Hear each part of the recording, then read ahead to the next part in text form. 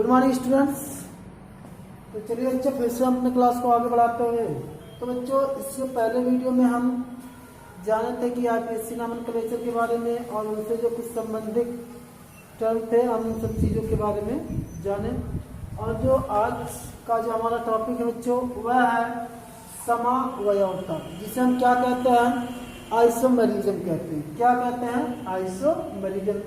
तो बच्चों आइसोमेरिज्म क्या होता है और ये कितने प्रकार का होता है और इनको किस प्रकार से बांटा गया है, इनके बारे में आज हम पढ़ेंगे। तो चलिए बच्चों देखते हैं कि समावयवता होता क्या है। तो जैसा कि आपके बोर्ड पे लिखा गया है, देखिए बच्चों कहा जा रहा है, जब दो या दो से अधिक यौगिकों के अणुसूत्र समान तथा उनके भौतिक व रासायनिक गुण भिन्न भिन्न हो तो उनको समावयवी कहते हैं। क्या कहा गया बच्चों? जब दो या दो से अधिक यौगिक ऐसे यौगिक हों जिनके अणुसूत्र क्या हों, समान। यानी कहने का मतलब है यह है कि मान लीजिए हमारा कोई तत्व अगर कार्बन और हाइड्रोजन से मिलकर बना हुआ है, उसमें उन दोनों यौगिकों में क्या होना चाहिए, कार्बन और हाइड्रोजन की जो संख्या होनी चाहिए वह समान होनी चाहिए, लेकिन उनके भौतिक और रासायनिक गुण क्या हों, अलग अलग हों। तो इस प्रकार के यौगिकों को हम क्या कहते हैं, उनका समावयवी कहते हैं तथा उनका यह गुण समावयवता कहलाता है। तो बच्चों आप उम्मीद है कि समझ गए होंगे कि आपसे क्या कहा गया। यानी कहने का मतलब यह है जब कोई यानी जब दो या दो से अधिक यौगिक हों जिनके अणुसूत्र क्या हों, समान हों, लेकिन उनके भौतिक और जो रासायनिक गुण हैं वे क्या हों, भिन्न भिन्न हों, तो उनको हम क्या कहते हैं, समावयवी कहते हैं। और उनका जो गुण होता है वह क्या कहलाता है बच्चों, समावयवता कहलाता है। तो बच्चों आपका जो समावयवता होता है वह समानतः जो भी आपके एल्केन होते हैं उनमें पाया जाता है, एल्कीन होते हैं उनमें पाया जाता है। तो हम देखेंगे अब जो हमारा समावयवता है बच्चों, इसको हम दो भागों में बांटा गया। पहले हम इनको समझते हैं कि समावयवता को कितने भागों में बांटा गया। तो बच्चों हमने आपको बताया कि हमारा जो समावयवता है इनको दो भागों में बांटा गया है। एक होता है संरचनात्मक समावयवता। क्या होता है बच्चों? संरचनात्मक समावयवता, जिसे हम कहते हैं स्ट्रक्चरल आइसोमेरिज्म। और दूसरा जो होता है हमारा वह होता है बच्चों त्रिविम समावयवता। त्रिविम समावयवता बच्चों जो हमारा समावयवता है, आइसोमेरिज्म है, उसको कितने भागों में बांटा गया है, दो भागों में। एक हमारा क्या होता है संरचनात्मक समावयवता और जो दूसरा जो हमारा होता है वह होता है त्रिविम समावयवता। अब बच्चों इसके अंतर्गत जो हमारा संरचनात्मक समावयवता है इसको बच्चों बांटा गया है 6 भागों में। कितने भागों में? 6 भागों में। तो बच्चों जिनमें हमारा नंबर 1 आता है श्रृंखला समावयवता। क्या आता है बच्चों? श्रृंखला समावयवता। और इसके बाद जो दूसरा होता है वह होता है हमारा स्थान समावयवता। उसके बाद जो तीसरा हमारा होता है वह होता है क्रियात्मक समावयवता। क्रियात्मक समावयवता। उसके बाद जो हमारा 5वां नंबर आता है वह होता है मध्यावयवता। और जो हमारा 5वां नंबर आता है वह होता है चलावयवता। और जो हमारा लास्ट नंबर होता है वह होता है बच्चों चक्रीय श्रृंखला समावयवता। क्या होता है बच्चों? इसको हम नीचे लिख देते हैं, चक्रीय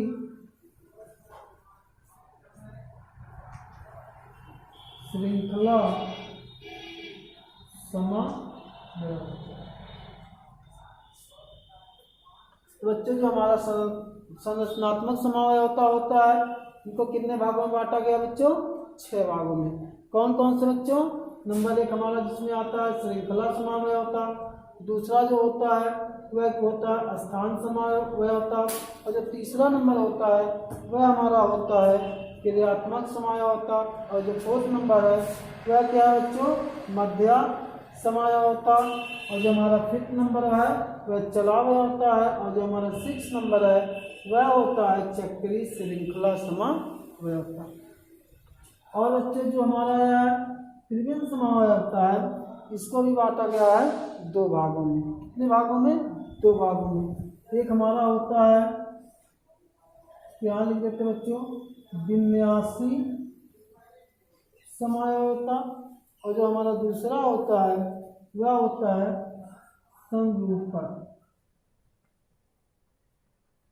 संरूपण समावयवता। अब देखिए बच्चों, इसके बाद जो हमारा विन्यासी समावयवता होता है, इसको बांटा गया है मेन 2 भागों में। कितने भागों में बच्चों? 2 भागों में, जिसमें हमारा नंबर 1 आता है प्रकाशिक समावयवता, और जो दूसरा होता है वह होता है ज्यामितीय समावयवता।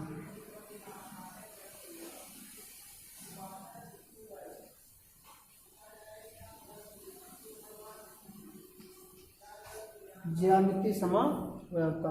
तो बच्चों आप जानेंगे समावयवता क्या होता है, यानी समावयवता क्या होता है? 2 या 2 से अधिक तत्वों के अणुसूत्र समान हों, लेकिन उनके भौतिक और जो रासायनिक गुणधर्म हों तो क्या हों? अलग अलग हों, तो उनको क्या कहते हैं? समावयवी कहते हैं, और उनके इस गुण को क्या कहते हैं? समावयवता कहते हैं। और जो बच्चा हमारा समावयवता होता है, इनको 2 भागों में बांटा गया है। कौन कौन से? जिनमें हमारा एक होता है संरचनात्मक समावयवता, और जो दूसरा होता है वह त्रिविम समावयवता होता है। और बच्चों जो हमारा संरचनात्मक समावयवता होता है, इसको 6 भागों में बांटा गया है, जिसमें हमारा नंबर 1 श्रृंखला समावयवता, दूसरा स्थान समावयवता, तीसरा क्रियात्मक समावयवता, 4th मध्यावता, 5th चलावयवता, और 6th नंबर हमारा चक्रीय समावयवता। उसके बाद जो हमारा त्रिविम समावयवता है, इसको 2 भागों में बांटा गया, एक विन्यासी और एक संरूपण, जिनमें से फिर विन्यासी को हमारा 2 भागों में डिवाइड किया गया है, जिसमें हमारा क्या है? प्रकाशिक समावयवता है और एक ज्यामितीय समावयवता।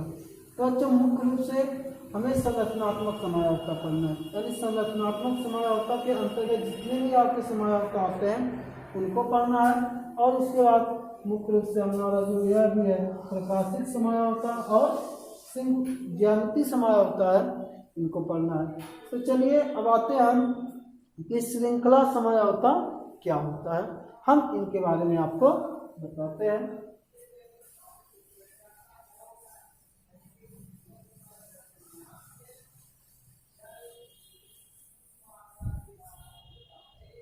तो बच्चों हेडिंग डालेंगे आप श्रृंखला समावयवता, जिसे क्या कहा जाता है इंग्लिश में बच्चों? चैन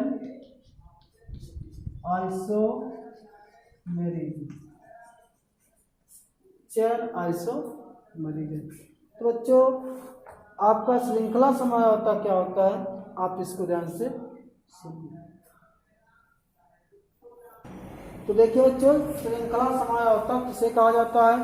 कहा जा रहा है जब समावयवी यौगिक एक ही सजातीय श्रेणी के हों, यानी आपके पास अगर कोई समावयवी यौगिक है तो क्या होना चाहिए? एक ही सजातीय श्रेणी का हो, परंतु उनकी कार्बन श्रृंखला की संरचना भिन्न भिन्न हो, तो उनको श्रृंखला समावयवी या इनके इस गुण को श्रृंखला समावयवता कहते हैं। कहने का मतलब यह है बच्चों कि हमारा जो श्रृंखला समावयवता होता है वह कार्बन श्रृंखला पर निर्भर होता है, यानी जो कार्बन की श्रृंखला बनती है वह आपकी क्या होगी? अलग अलग होगी, लेकिन वह क्या होना चाहिए? आपका समावयवी होना चाहिए, यानी सजाती होना चाहिए, एक ही प्रकार का पद होना चाहिए। जैसे मान लीजिए आप देखिए CH3 CH2 CH2 CH। अगर हम इसका नाम देखते हैं समांतर तो इसमें कितने कार्बन है, 4 कार्बन है और सभी क्या है, सिंगल बॉन्ड के द्वारा जुड़े हुए, यानी यह क्या है, सजाती है। प्रत्येक में देखा जाता है तो यह सभी आपके क्या सिंगल बॉन्ड से जुड़े हुए हैं। तो यहाँ इसका नाम क्या हो जाता है बच्चों, इसका जो समान नाम की बात करें तो इसका नाम जो हो जाता है वह 1 2 3 4 कार्बन है। तो 4 कार्बन का नाम आप जानते हैं ब्यूट, सिंगल बॉन्ड के साथ जुड़े हुए हैं, इनका नाम हो जाता है एन जोड़ते हैं तो इनका नाम क्या हो जाता है, ब्यूटेन हो जाता है। अब यहाँ देखिए बच्चों कार्बन की सबसे लंबी श्रृंखला 4 बने, 4 है और इसमें सभी कार्बन किस प्रकार से जुड़े हुए हैं, सिंगल बॉन्ड के द्वारा। अब यही कार्बन की संख्या मान लीजिए हम इसको इस प्रकार से लिखते हैं।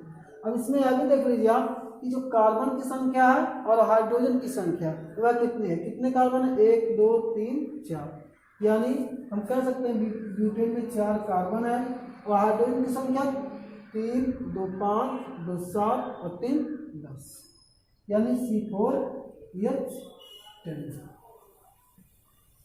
अब देखिए अगर इसको इस तरीके से यानी CH3 CH CH3 CH या इस तरीके से।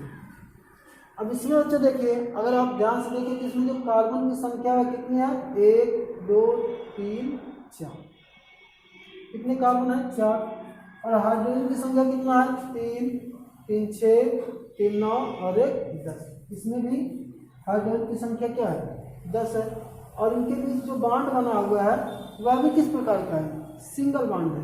तो देखिए आप इसमें क्या पाएं, आपको चैन में क्या होगा, यानी चैन श्रृंखला में आपका क्या होगा, इनमें जो कार्बन की संख्या होगी वह आपका समान होगा। हर जगह आपकी जो समयावता होगा उसमें आपकी कार्बन और हाइड्रोजन की बात की जाएगी तो आपका समान होगा, लेकिन यहाँ इनकी चैन देखिए यहाँ पे क्या हो गई, छोटी हो गई, यानी इनका जो गुण है वह ब्यूटेन से क्या है, अलग है। अब इसका नाम क्या है, ब्यूटेन है, 4 कार्बन है। अब यहाँ पे देखिए कार्बन कितना है, 4 ही है, लेकिन इनका जो नाम है वह अलग हो जाएगा। क्यों, क्योंकि यहाँ अगर सबसे लंबी हम चैन ढूंढते हैं तो कितने कार्बन की मिलती है, 3 कार्बन की, तो 3 कार्बन का नाम होता है हमारा प्रोपेन। और इसके आगे यहाँ आपका छूटेगा इस बेहतर समूह है, इसका नाम हो जाता है 2-मेथिल प्रोपेन। क्या हो जाता है, 2-मेथिल प्रोपेन। अब देखिए बच्चों इसमें कार्बन और हाइड्रोजन की संख्या समान और सभी सिंगल बॉन्ड के द्वारा जुड़े, इनका नाम क्या होगा, ब्यूटेन।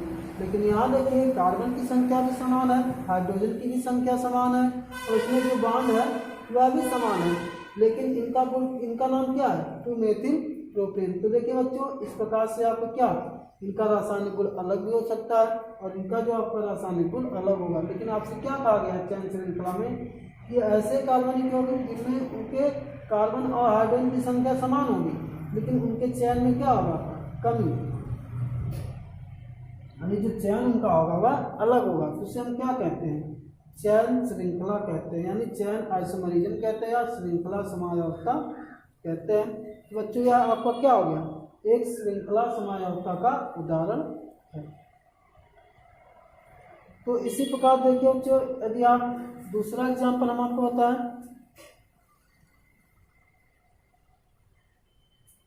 इसको हम इरेज कर देते हैं, इसको आप नोट कर लेंगे। यह आपका क्या है, श्रृंखला समयावता का उदाहरण है।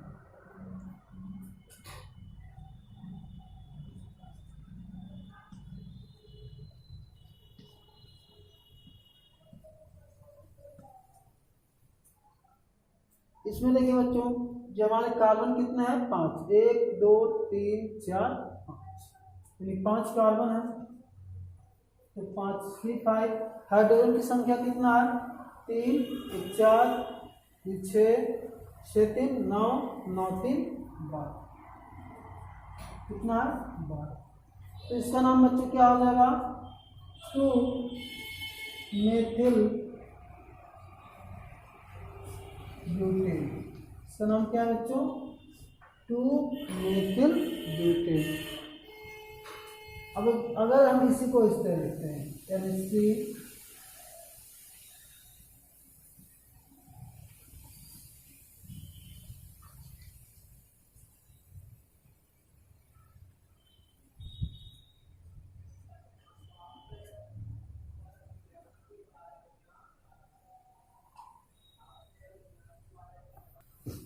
अब देखिए बच्चों इसका नाम क्या होगा, यानी इसमें भी देखिए कार्बन की जो संख्या क्या है समान है, यानी 1 2 3 4 5 कार्बन। हाइड्रोजन की संख्या देखी जाए तो अभी आपको कितना है समान, यानी 3 3 6 3 9 3 4 12, यानी आप कह सकते हैं। अब देखिए यदि आपको क्या है, यहाँ इसका नाम क्या है 2 मेथिल ब्यूटेन, लेकिन इसका नाम क्या हो जाएगा, यहाँ कार्बन की सबसे लंबी श्रृंखला 1 2 3 यानी 3, लेकिन दोनों से दूसरे कार्बन से हमारा 2 मेथिल ग्रुप छूटता है, इसका नाम हो जाता है 2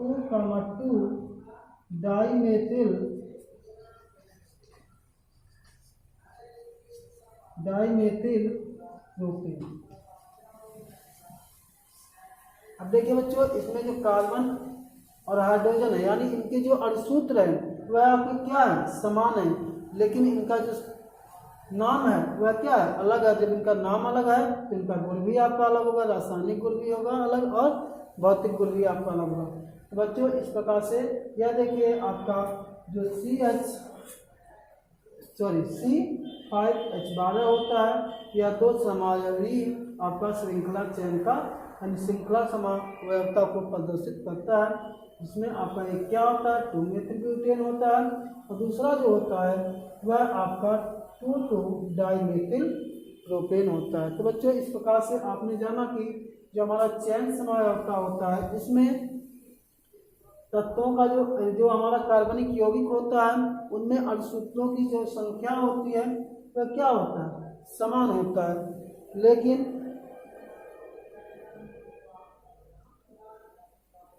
उनकी जो श्रृंखला होती है वह आपकी क्या होती है अलग अलग होती है। यहाँ पे देखिए कार्बन की जो श्रृंखला हमें मिली थी कितने कार्बन की 4 कार्बन, और यहाँ हमको कितने कार्बन की मिली श्रृंखला लंबी 3 कार्बन की, तो आपका अलग है कि नहीं। तो इसी प्रकार से आपका जो श्रृंखला समावयवता होता है इसी प्रकार से आपका व्यक्त होता है। तो आप जान गए हैं उम्मीद है कि आप समझ गए होंगे कि श्रृंखला समावयवता किससे कहते।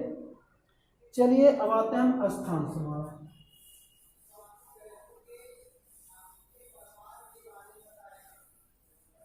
दूसरा जो बच्चा होता है वह क्या होता है स्थान समावयव, जिसे हम क्या कहते हैं पोजीशन आइसोमरिज्म, यानी पोजीशन आइसोमरिज्म क्या होता है इसको हम समझते हैं। अब देखिए बच्चों एक ही अणुसूत्र होने वाले यौगिकों में यदि एक क्रियात्मक समूह या प्रतिस्थापी समूह की समान कार्बन श्रृंखला में भिन्न भिन्न स्थिति होती है तो उनको स्थान समावयवी या इनके इस गुण को स्थान समावयवता कहते हैं। क्या बच्चों कहा जा रहा है कि आपके जो अणुसूत्र होगा वह आपका क्या होगा समान होगा, लेकिन इसमें जो आपका क्रियात्मक समूह होगा वह आपका क्या होगा वह अलग अलग होगा। तो बच्चों जो क्रियात्मक समूह यानी वह आपका अलग अलग होगा, इसलिए हम कहेंगे कि उसमें जो समावयवता है वह आपका क्या है स्थान समावयवता है। जैसे बच्चों अगर हम ध्यान से देखते हैं C4H8,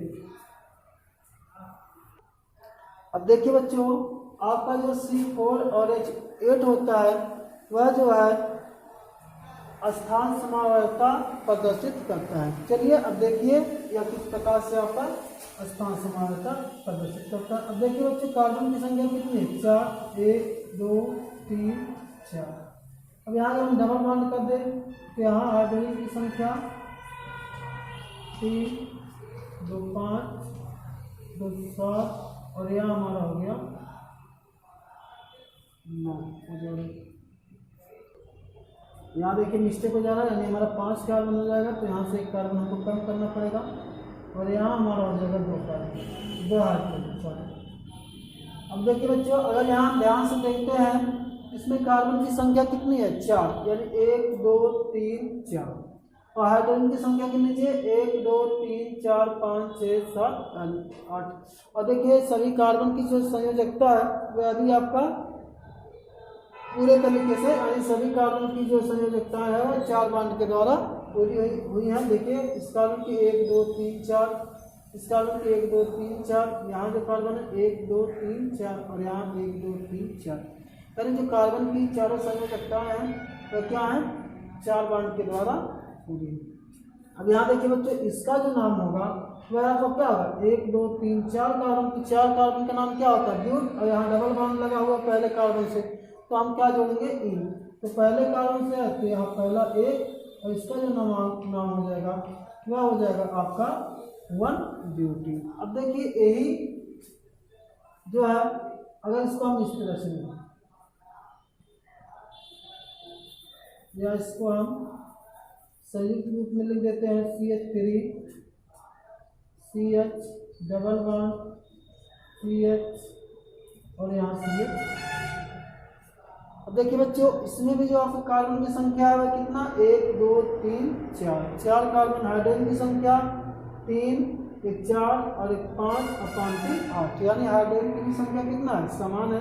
लेकिन यहाँ पे जो देखिए बॉन्ड जो है डबल बॉन्ड है आपका क्या, पहले बार में यानी जो था या पहले कार्बन से जुटा हुआ था, लेकिन यहाँ पे देखिए काउंटिंग इधर से करते हैं फर्स्ट सेकंड, यानी सेकंड कार्बन से हमारा डबल बॉन्ड लगा हुआ है। इसका नाम क्या हो जाएगा बच्चों, 2 ब्यूटीन। आप जानते हैं कि डबल बॉन्ड के लिए क्या जोड़ा जाता है, इन सब जोड़ा जाता है।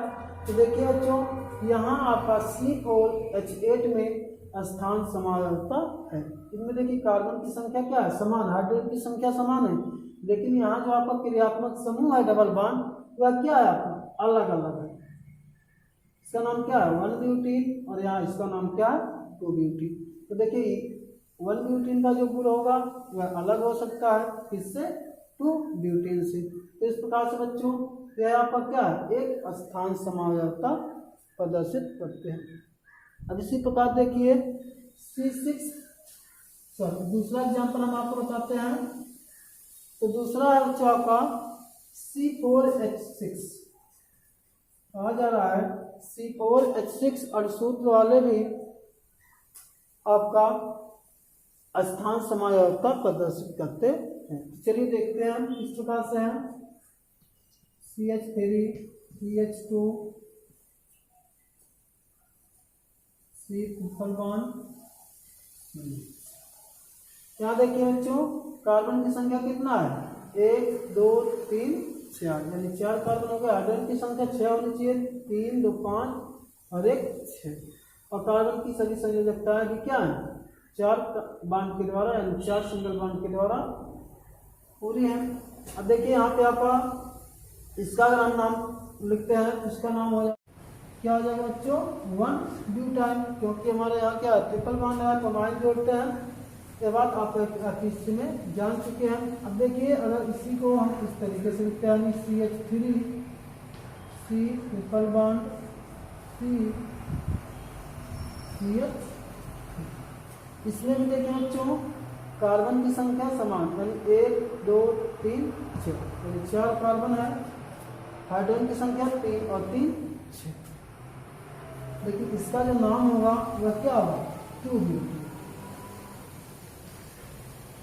अब देखिए बच्चों, इनके अर्धसूत्र की जो अर्धसूत्र है वह क्या है, समान है, लेकिन इसमें जो आपका डबल बॉन्ड ट्रिपल बॉन्ड आया है वह क्या है, अलग अलग स्थान पे है, यानी अलग अलग। यहाँ देखिए पहले कार्बन के साथ जुड़ा है, लेकिन यहाँ पे क्या है, दूसरे कार्बन के साथ जुड़ा हुआ है, तो यहाँ इनके स्थान में क्या है, समावयवता है। तो आप कह सकते हैं यह आपको क्या है, स्थान समावयवता को व्यक्त करता है, या आप कह सकते हैं कि C4H6 में 2 स्थान समावयवता संभव। तो बच्चों इस प्रकार से आपका जो स्थान समावयवता होता है वह क्या होता है, अर्धसूत्र समान होते हैं, लेकिन उनमें जो आपका बॉन्ड है वह क्या अलग है, यानी जो ट्रिपल बॉन्ड है यहाँ पे देखिए वह अलग अलग स्थान से जुड़ा हुआ है, उसमें स्थान समय होता है। तो बच्चे बस आज का क्लास है कि समाप्त होता है। अब इसके नेक्स्ट वीडियो में हम जानेंगे आगे के जो पार्ट हैं। तो आज से क्लास देखने के लिए आपको बहुत बहुत धन्यवाद।